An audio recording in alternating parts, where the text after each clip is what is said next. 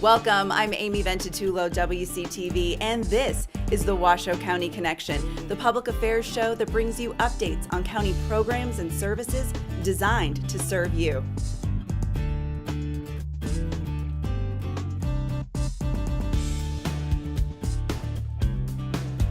With me today is our Truckee Meadows Fire Protection District Chief, Charles Moore.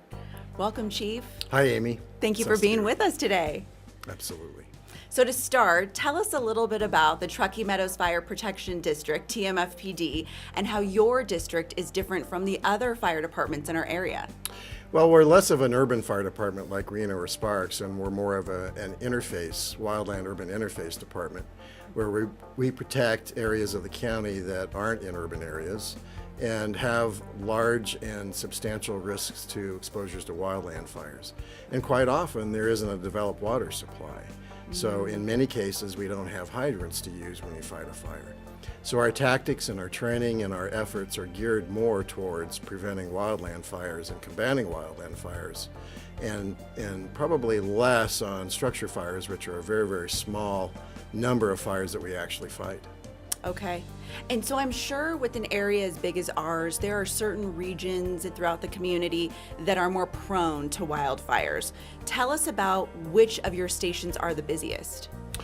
Well, we're mostly busy up north. 75% of our calls are in the North District. So from Cold Springs, Stead, Sun Valley, and Spanish Springs, we're very, very busy there.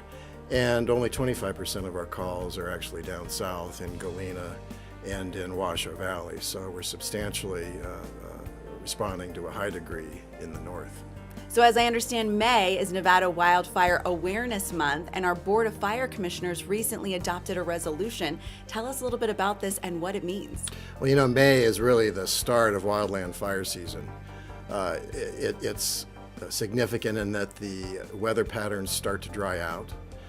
The fuels start to dry out. We'll start to see thunderstorm activity, and more people recreate out in the open country. So we really see a kickoff to wildland season around May and get very, very busy all the way until the end of October.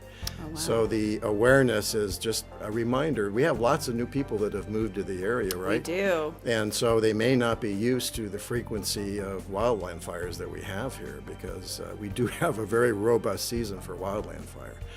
So it's to draw attention to things that you can do to prevent damage to your structure through defensible space planning.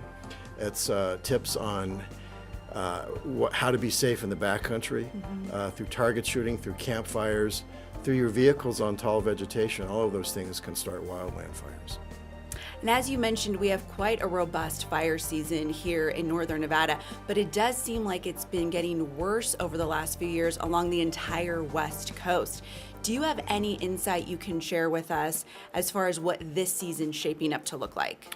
We expect another robust season, and it's interesting that the National Weather Service has done a study that in following wet winters, we have a very robust wildfire season. That proved true in 2016 and 17, and it's going to prove true in this year as well, because we've had so much moisture. What that does is it allows a grass called cheatgrass to grow more robustly and get taller. Cheatgrass is very, very volatile in what it does when it ignites, and it ignites very easily. It spreads quickly through any wind, and then spreads to sagebrush, and then once we get into the sagebrush, if we're pushed by any appreciable amount of wind, the fire grows very, very large in a short amount of time. So with a robust cheatgrass crop, which starts to cure probably around June, and then is extremely dry by July, that's where we really start to get concerned. Wow, no wonder we get big fire seasons with all those elements working together. So what can people do right now to prepare and right now to help us make sure we're more fire safe this season? Well, what we never want to have happen is losing a structure or personal property due to a wildland fire. So it's a failed strategy to think that we're always going to respond fire trucks in a timely way and protect all the structures. The fire can move so quickly based on wind that it outstrips our ability to get around the fire. So an appropriate strategy and a great strategy is to create defensible space around your home, such that the volatile fuels are removed from about 30 feet away.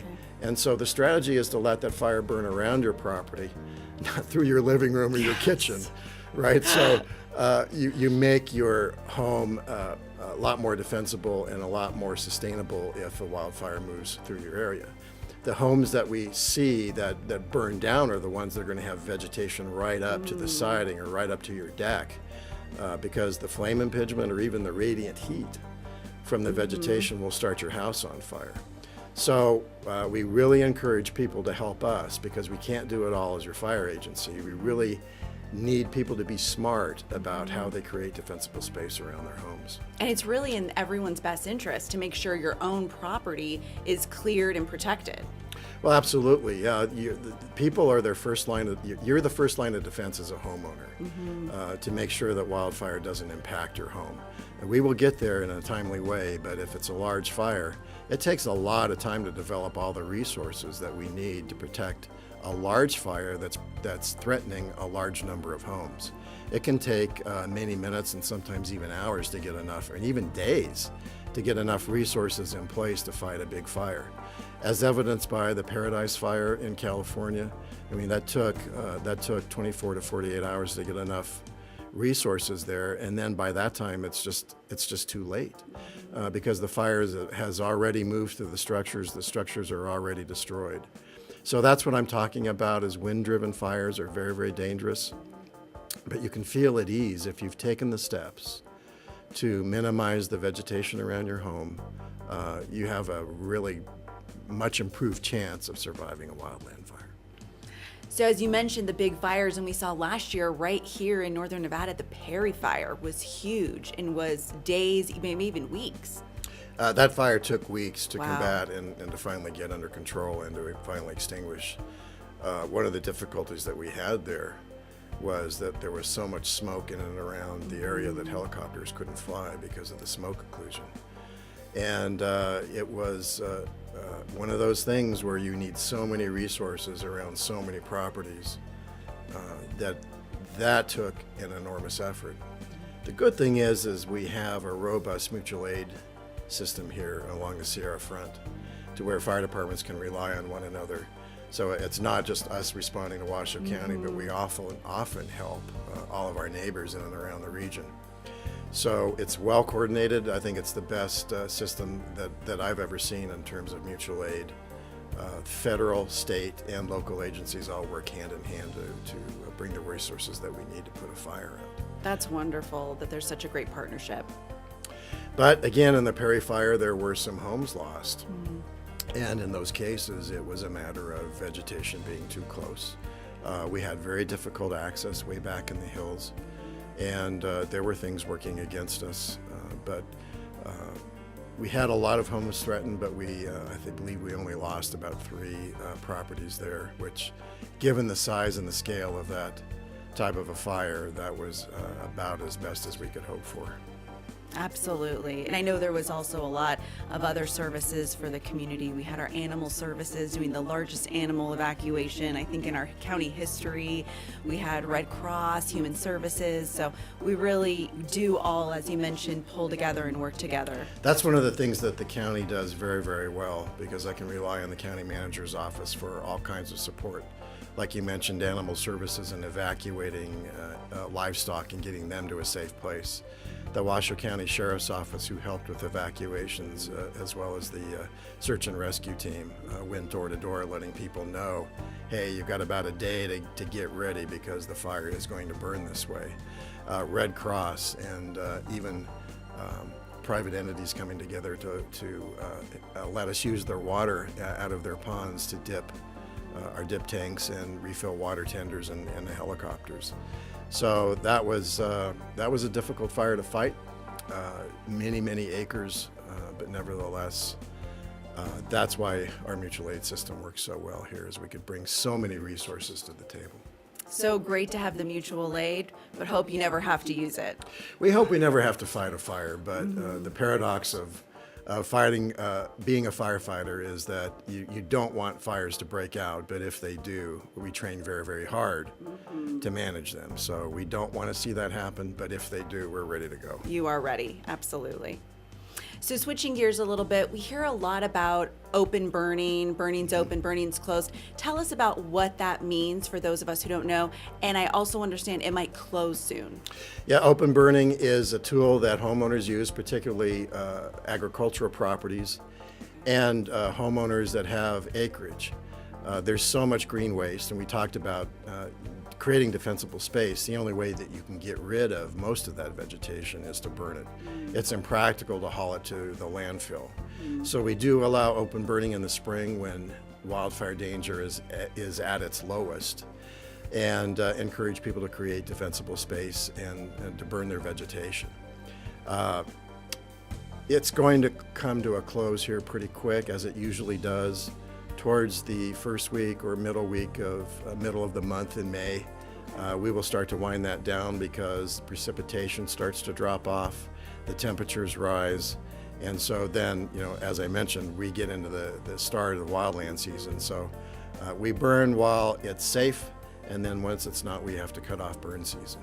But fortunately, there's a couple of programs that people can still take advantage of. There's Junk the Junipers that's coming up.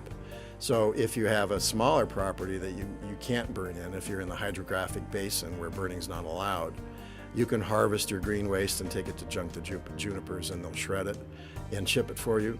And then in the fall, we do our green waste collection. And you can do the same thing, bring it to us for free. We chip it and we mulch it and we take it to a green waste recycler who turns that into soil. That's a great program. I'm so glad you brought that up. And for those who don't know, the hydrographic basin, the city areas, Reno, Sparks, not unincorporated county. Yes, it's primarily Okay. the urban areas, and Okay. I do believe we have a map of it on our website. But open burning is never allowed in the hydrographic basin, Okay. except for fireplaces and recreational fires on occasion. As you mentioned, talking about the awareness when we have open burning, when it closes, I would imagine the community also needs to be aware of those red flag days. As we start to get in the spring and summer, we hear it's a red flag day. This is not something just to gloss over. We really want people to be aware of what that means. A red flag day means that if a fire does start, it's very likely to grow large. We had a fire that started with a backhoe just scraping a rock and created sparks, and the wind took it off and threatened about 180 homes.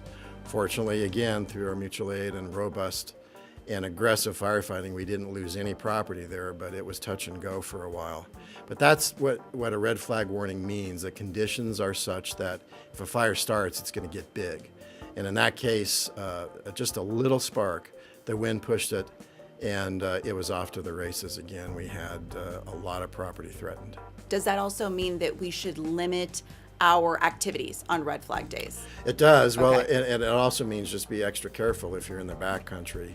Be very careful with open burning. It usually is tied to wind, but Okay. it can also be tied to temperature and fuel moisture, which means it's exceptionally dry. Okay. But usually that's the trifecta of being concerned, is wind, fuel moisture, and just temperatures in general. Thank you so much for being with us, Chief Moore, and sharing all of your tips and all of the work your district does throughout the year to keep us all fire safe. Thanks very much. We've got a great team, and I'm proud of my firefighters for the work that they do. That's wonderful. And stay with us as we come back on the Washoe County Connection. Welcome to the Washoe County Connection. What happened at the Board of County Commissioners meetings this month?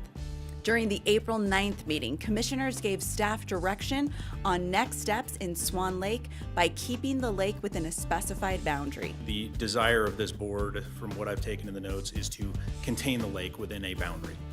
As long as I've got that little bit of leeway, we will bring something back that seems to make the best use of funds associated with what we know today and the information we're getting from our experts that are working through this. Staff will return to the board with more options in the near future. And at the April 23rd meeting, staff approved additional funding and a Lemon Valley drainage project.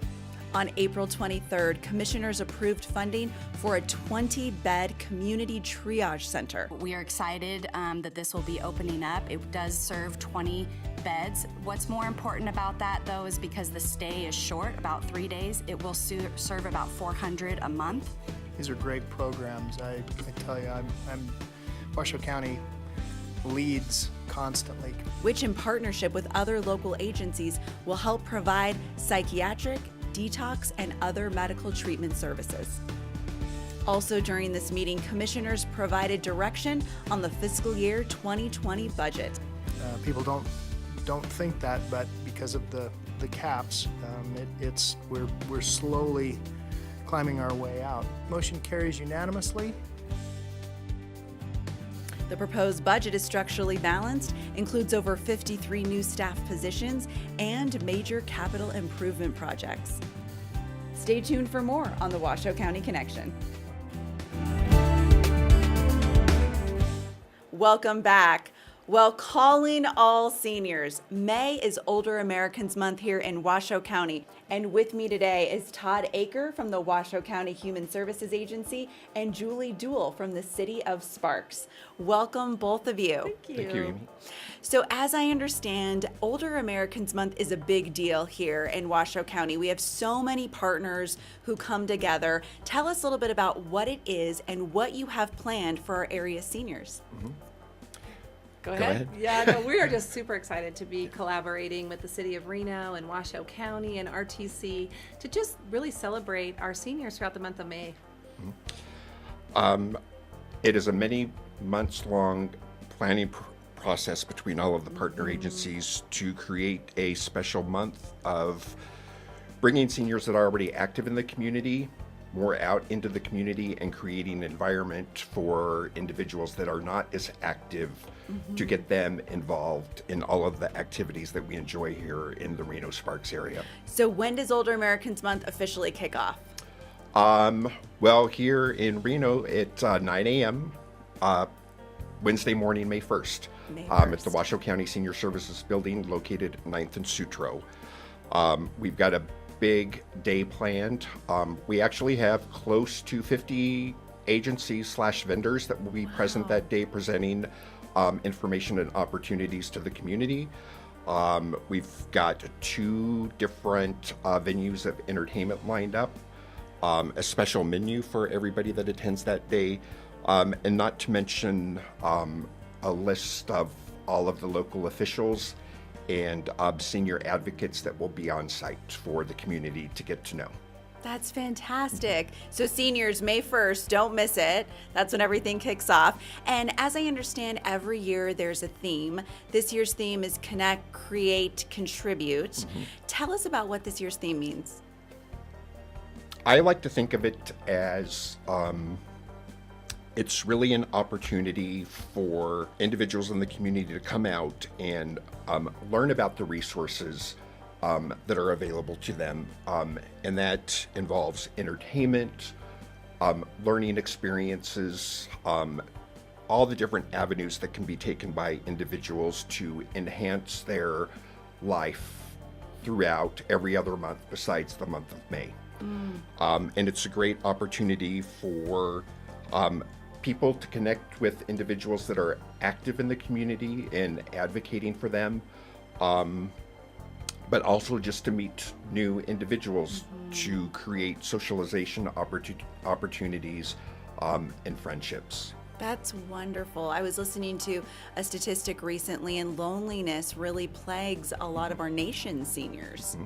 So that's It's wonderful. just a great time for them to Yeah. just really connect with other seniors, find out what services are available out for them, engage. We can they've given so much in their lifetime, and we just want to really give back during this month and really provide some great opportunities for them to create and engage and connect. And I would like to highlight the last C in that theme, the contribute. It's a great opportunity for individuals to come out of all ages, actually, and learn about the volunteer opportunities that are available through all of the different agencies and organizations that will be present during the opening ceremonies. It's a great way for people that are already volunteering to find out about other opportunities and programs that they can contribute in. And for the individuals that are not currently volunteering and would like to find out about how they can contribute to what we all already know is that we have a great base of volunteers in the Washoe County area. So one of the biggest events throughout the month is the Colo Care Stuff-A-Bus in partnership with RTC, but it looks a little different this year. Tell us about that. We're really excited about the KOLO Stuff-A-Bus this year, so Colo Cares, and what we're doing is we have a bus from RTC, and we're all collaborating, and we have that bus out there at Sam's Club this year. So the bus will be out there on May 23rd and 24th from 3 to 7 p.m., and we're just really calling everyone to come out, donate items that seniors need, and some of those really important items are some clothing items like sweatpants, jackets are really good, pet needs, gift cards from a pet store, gift cards from a grocery store for the seniors is great, fans, things like that. We really just want to stuff that bus full of just great things for our seniors. So please come out. Absolutely. That's a fantastic event. Yes, it really is. And a little different this year. It's not at Reno Aces, but you were telling me that we can still donate out there. Yeah, in addition to that, we will be having a senior night also on the evening of opening ceremonies May 1st, starting at 6:45, I believe. It's buy one, get one free entry for seniors to the Reno Aces game that night. Washoe County Human Services will be there highlighting our programs, and in addition to that, we will have the Stuff-A-Bus barrels there and collecting donations that evening as well. Fantastic. So May 1st, Reno Aces, you can bring some things for seniors, or May 23rd, 24th at Sam's Club, Right. you can bring some things for seniors. So we're Absolutely. really looking to call on the community to help out and give to our local seniors. Absolutely. What other ways does Washoe County serve our seniors throughout the year? That's a really good question, and one that I'm more than happy to answer. One of our biggest programs and most visible to the community is what we refer to as the Senior Nutrition Program. And we are currently providing over 400,000 meals per year to seniors in the Washoe County area, both at our congregate meal sites, which means the sites that we operate as a dining room, and then through our Meals on Wheels program. It's important to note that we have full services of case management that can help people that are in need in our community. We have programs such as Representative Payee, which can help people manage their finances. One of the great jewels of our community is the Daybreak program, which provides adult daycare to members of the community. That's fantastic. So many things throughout the year beyond just this month.